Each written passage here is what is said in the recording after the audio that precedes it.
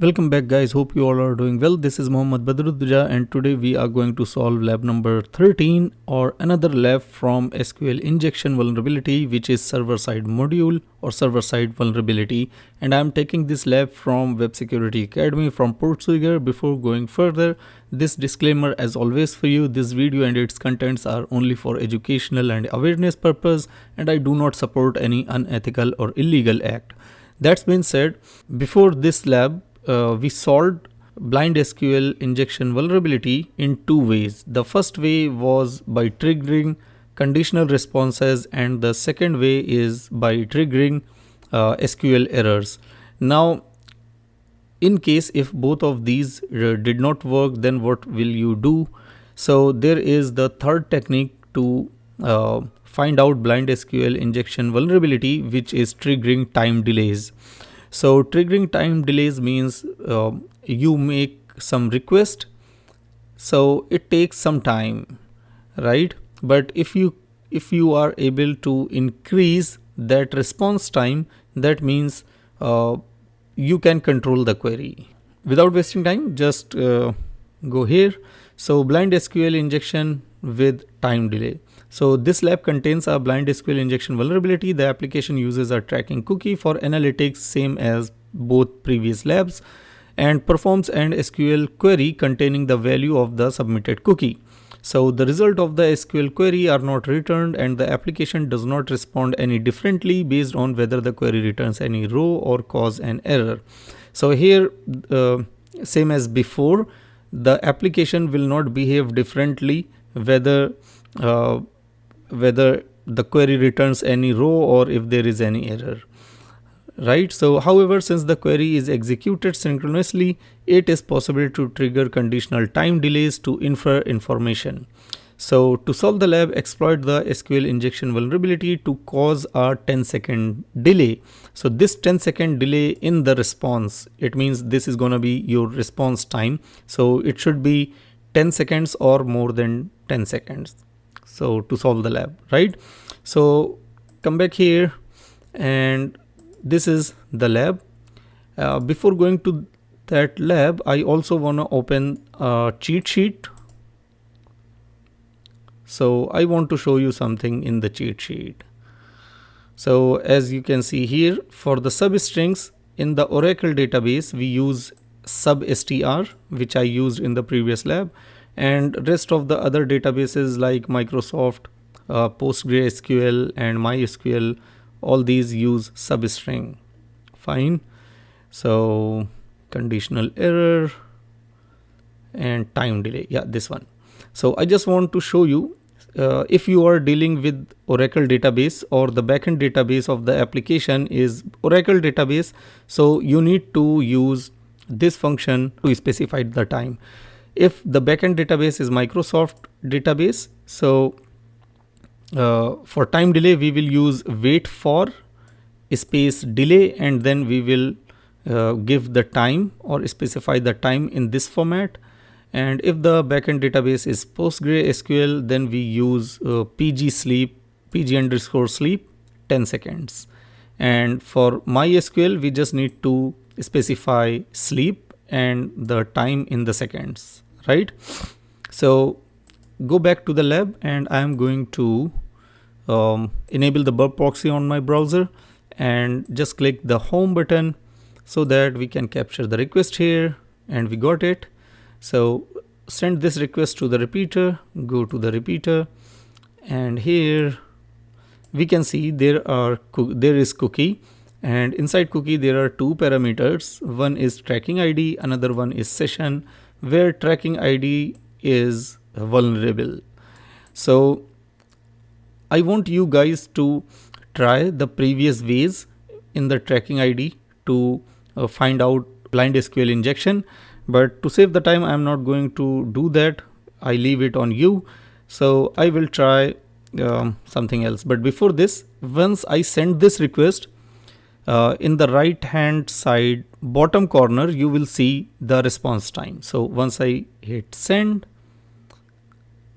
and as you can see here, these are the bytes of data in the response, and this milliseconds are the time is the time. So 882 milliseconds. So let's see, I'm just going to add one single quote, send that again, and there is no difference in the time response. So this time response, it depends on many things. It depends on your system, it depends on your browser, it depends on your internet also, internet connection. So it may vary each time. So as you can see, this time 198, this time 918.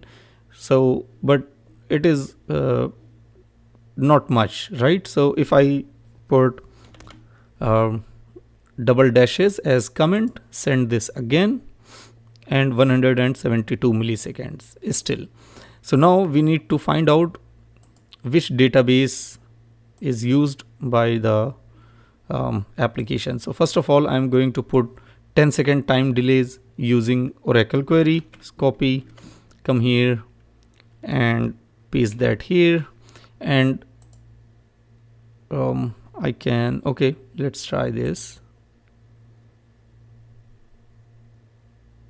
And 2 seconds, let's try one more time to be sure. No, there is no 10 seconds delay. So maybe we need to use because we cannot use this, it is going to identify this as another cookie value. So we are not going to use this. Instead, let's put concatenation and send that again. Still 1 second delay. 1 second, that makes 1 second delay. We need 10. So let's increase this to be sure. Send again. And yeah, there is no difference, right? So now what we need to do is, let's try the next one. So that means the backend database is not Oracle. Let's try Microsoft. Paste that and send this request again. And as you can see, there is no difference. We did not get 10 seconds delay. That means the backend database is also not Microsoft. Let's try this PostgreSQL. So we can also try this with the select statement or without select statement. So copy that, come back here. Instead of that, I'm going to put this PG_sleep 10 seconds. And this time it seems like that works, because up to now we did not get response. And as you can see, 10,406, this means it added 10 seconds delay in the response time. So if I make it 5 seconds delay, send that, and again it takes 5 seconds. And as you can see, 5,885, this is 5 seconds delay. So that means this application is vulnerable to blind SQL injection, and the technique we identify the vulnerability is by triggering time delay in the response. So if I just come here in the lab, and as you can see, it is already solved. So if I go to inspect and go to the storage, come here, tracking ID, and if I just make it like this, PG sleep 10 seconds, enter and refresh the page again, and you will see the response will delay 10 seconds. Go to the network and see, it's still loading. Now it's loaded completely. The lab is completed. I just want to show you the time delay. So in the storage, sorry, that should be with double concatenation, because without it, it's not working. Let me try one more time without concatenation. Send the request again, and as you can see, it's taking just 1 second, not 5 seconds. And let's make sure by sending this request again. Yeah, that will not work. So we must put this. Go back to the browser and disable the burp suite, and we put here concatenation, enter to confirm network. Just refresh the page, and here as you can see, MS.